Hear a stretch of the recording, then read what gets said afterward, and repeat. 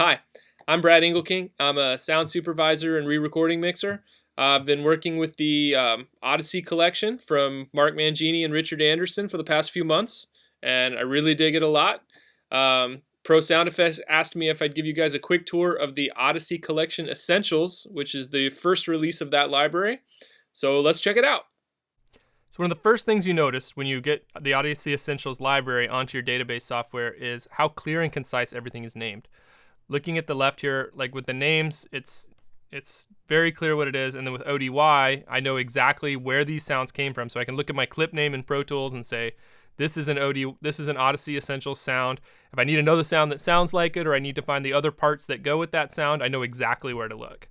And then in the descriptions are super clear, and every little piece I might need to be able to find the sound I'm looking for is in there also. So if I'm looking for a ticking sound, it's going to pop up, and I can find it easily and quickly.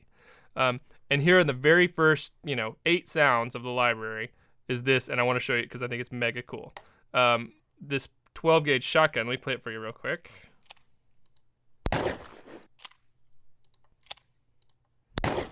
Okay, if you look in the metadata here, it says it's a multiple mono recording. So these are actually the master recordings, and on the left track is the direct, and the right track is the reflected. So I could cut these in as one piece and then dial in how much of the reflected I want, which is really great because instead of having to add all these fake processes and fake sounds, I got the real recording of it, and I can bring that up and down to match the scene that I'm working in. A word about the sounds overall.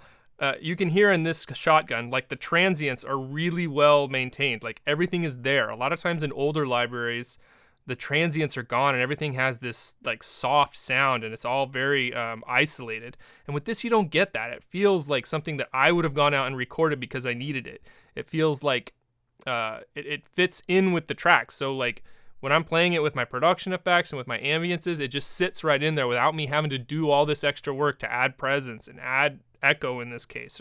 That's my favorite part about this library and the reason that I keep going back to it.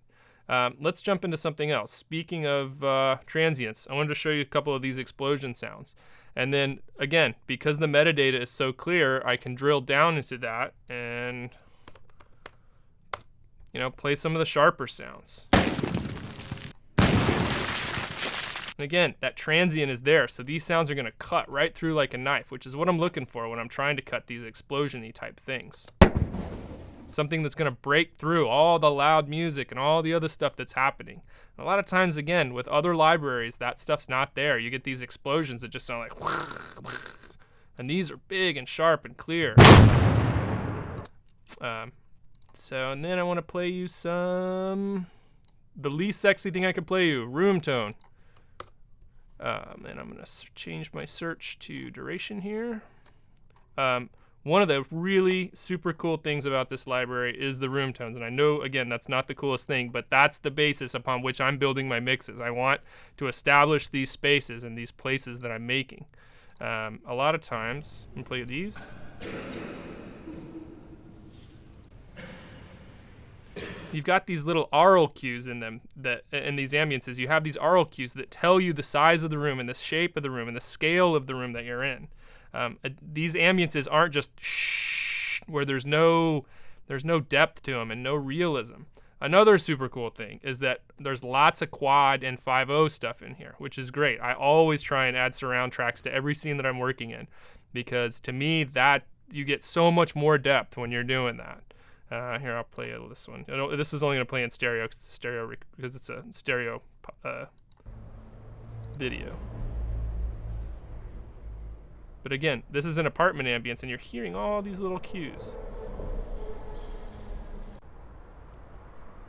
So instead of just you've actually got depth, and you've got life to all this.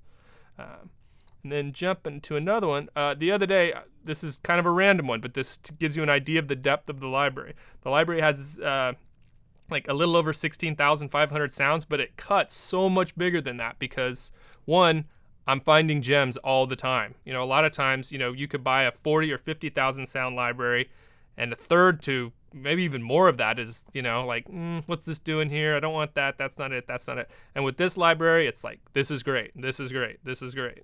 So when I was trying to stump the library the other day, because what I've been doing for the past couple months working in the library is I cut with the I pull from the Odyssey first to see if I can stump it. And that really rarely happens. So I'm gonna just go back to searching by file name. And instead of finding like a couple buses, I found a ton of stuff. And the beauty is that a lot of these are from the same bus, like right here. So I've got all the little bits and pieces I need to actually create this scene that I was working on that takes place in a bus. A lot of times what will happen is I've got like one bus idle, a couple pass-bys and a few other pieces. And with this, I've got the brakes, the windshields, the turn signals. I've got the interiors. I've got the idles. I've got the constant driving. It's great. I'll play for you here.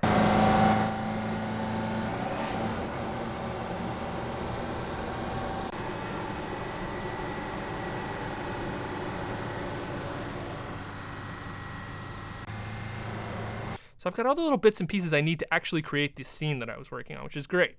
So looking right here, the last thing I want to show you is just some doors, because that's another thing that, I use all the time. So do a quick search for doors, and then I'm going to drill down into metal. And again, I just want to show you kind of some of the nice transients that you get on a lot of this stuff.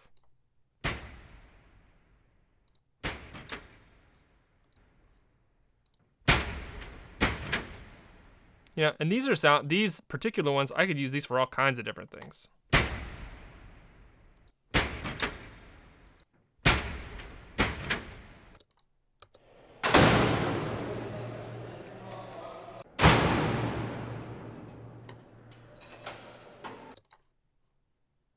And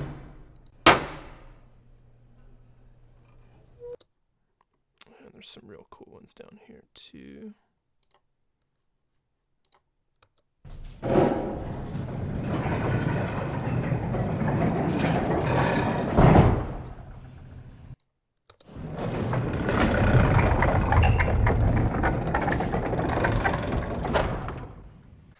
I hope that's given you kind of an idea of some of the really cool stuff that's in the Odyssey Collection Essentials.